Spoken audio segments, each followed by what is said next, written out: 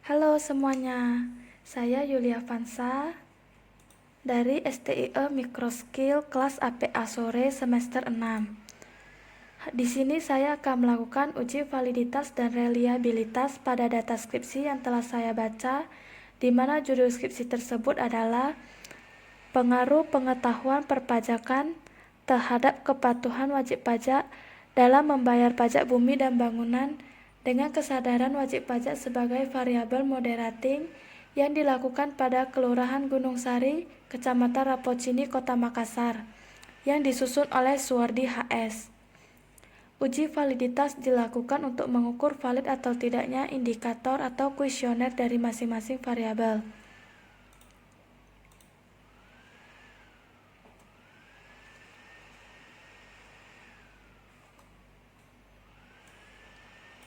Ini adalah skripsi yang saya ambil.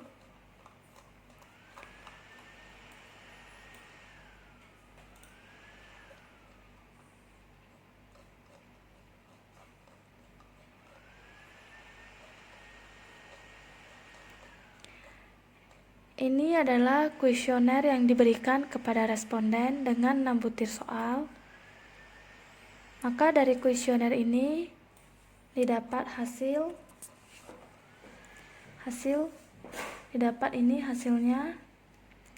yang telah diberikan kepada 60 responden dengan 6 butir soal mengenai pengetahuan perpajakan. Data ini telah saya ketik di Excel yang akan saya pindah ke SPSS. Maka kita akan buka aplikasi SPSS versi 25. Pertama-tama kita buka tab variable view, lalu ketikkan kode atas data yang akan kita uji validitas. Saya menggunakan P1 untuk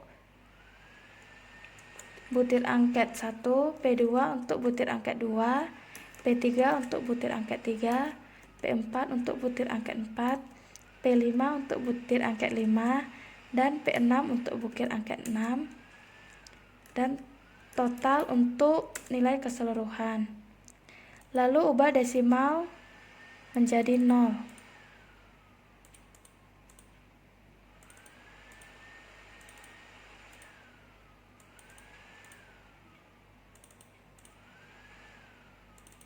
Lalu setelah ubah, kita masuk ke tab data view,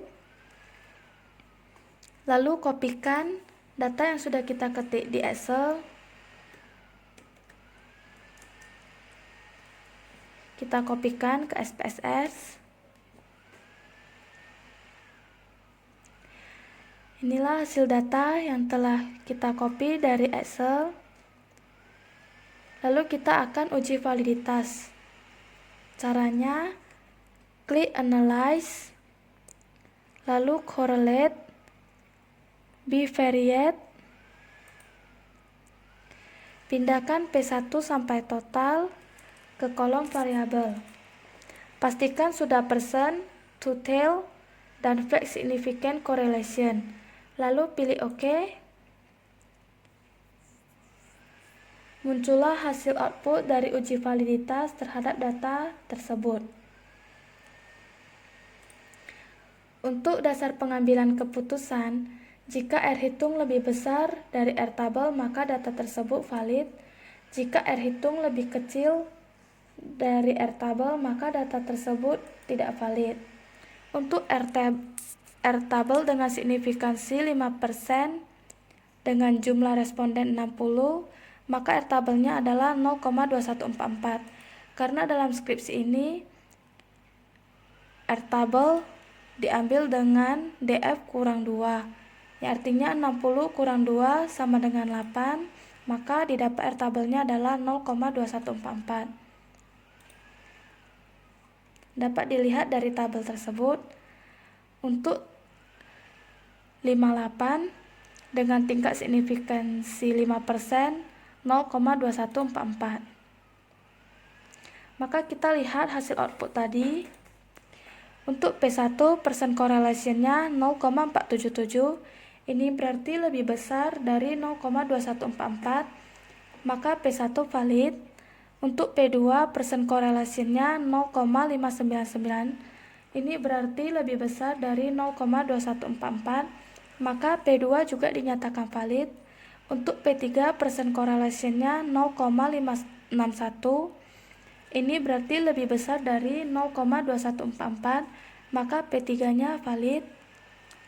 Untuk P4 persen correlation-nya 0,631. Ini berarti lebih besar dari 0,2144, maka untuk P4 juga dinyatakan valid. Dan untuk P5 persen correlation-nya 0,643. Ini berarti lebih besar dari 0,2144, maka untuk P5 juga dinyatakan valid. Dan yang terakhir untuk P6 persen correlation-nya 0,630. Ini berarti lebih besar dari 0,2144, maka P6 juga dinyatakan valid. Maka kesimpulannya dari P1 sampai P6 semua data dinyatakan valid. Selanjutnya kita akan melakukan uji reliabilitas. Caranya, klik Analyze, Scale, Reliability Analysis, lalu pindahkan P1 sampai P6 ke kolom Items. Pastikan sudah model alpha karena kita menggunakan model Cronbach's alpha. Lalu pilih statistik,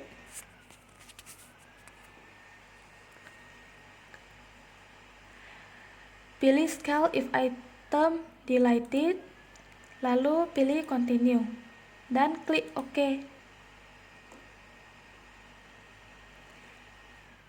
Muncullah hasil output uji reliabilitas. Yang kita lihat hanya reliability statistik. Untuk dasar pengambilan keputusan, jika alpha lebih besar daripada 0,60 maka data tersebut reliable. Kita lihat hasil output kita 0,614. Ini berarti lebih besar daripada 0,60, maka data tersebut dinyatakan reliable.